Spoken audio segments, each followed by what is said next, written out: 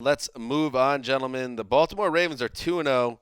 You can argue they're the worst 2-0 team right now. They got by the Bills at home in Week 1 and then basically stole one from the Browns. You give them credit for coming back from 20-0, but still, they're very lucky to be undefeated at this point, and they head to Jacksonville, Mark. And I'll tell you what, the Jaguars, their season's on the line here. They're in their building against a 2-0 team that's really 2-0, but not a powerhouse in this league. You better win this game, Mark. The Jags cannot fall flat for a third straight week. Well, I think what we've talked about with the Jaguars all along is that this extra season that this regime got was based on the idea of it is time to, turn on the engine and show.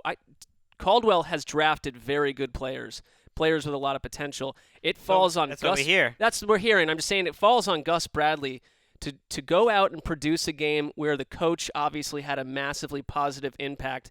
And I don't have a problem with Baltimore winning some ugly games early in the year, but Jacksonville absolutely needs to take this thing. And it's like even show some of the elements that you were last season. The offense last week, totally Allen Robinson taken out of that game. What happened to the Allen Robinson that we saw even during the preseason? He's got to show up against Baltimore's defense. And if you look at what Cleveland did, and I realize that was a Class A ridiculous loss for the Browns, but for a period of time, and even late in the game when Josh McCown was hurt, he was still picking up big chunks of real estate, throwing the ball downfield. That's what the Jaguars like to do. So I think this is maybe a good matchup for the Jaguars to get back on track.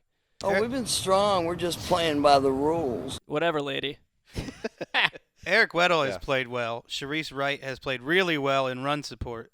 But you're right. The Browns, Corey Coleman got healthy against the Ravens defensive backs. And Allen Robinson, who has not played well this year, he's also played a couple of good cornerbacks. But he's got to get healthy against Jimmy Smith. Yeah, he didn't seem like in Week 1 I thought he was particularly different than normal. But talking about the importance of this game, Dan, one of their beat writers thought this is the biggest game of this regime's tenure, which I thought was totally interesting. get it. That makes sense. But you think about it, not only do they need to avoid 0-3, they're going to London next week, which is supposed to be one of their home games. They do it every year. Sure it is. Do you want to be going there again? Now it's for the 4th or 5th straight year. You're going there 0-3.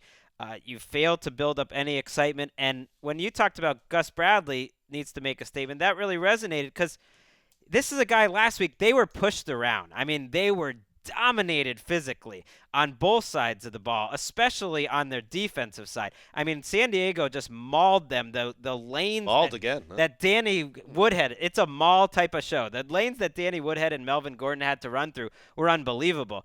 And they're missing players this week. I think they're missing 2 of their 3 top cornerbacks. They're missing Kelvin Beachum. They're missing Jared Odrick. This is a banged up Jaguars team right now.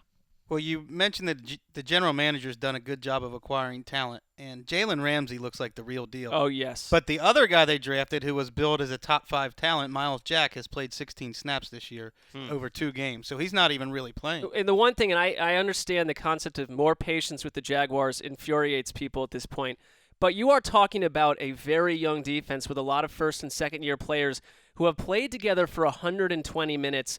And then there's players like Jack that have even less snaps. So it is a little bit ridiculous to ask that defense to completely mesh. No, but you don't want to give up 31 points in 3 quarters to the Chargers. I think what happened last week is the reverse of Week 1, where we came out saying, listen, you showed up against the Packers, and that was progress in its own right.